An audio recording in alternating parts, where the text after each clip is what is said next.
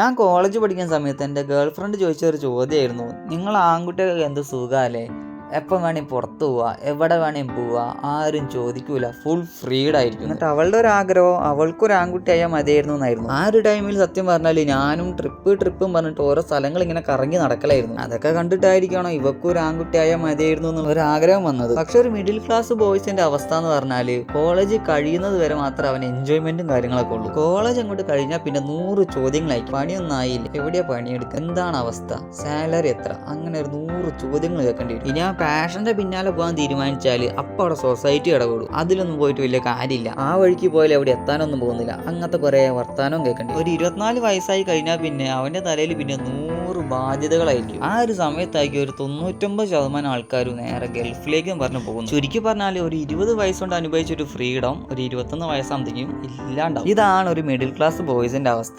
ഇതൊന്നും അറിയാണ്ടാണ് എനിക്കൊരു ആൺകുട്ടിയായ മതിയെന്ന് പറഞ്ഞിട്ട് അവളുമാർ നടക്കുന്നത്. എന്തായാലും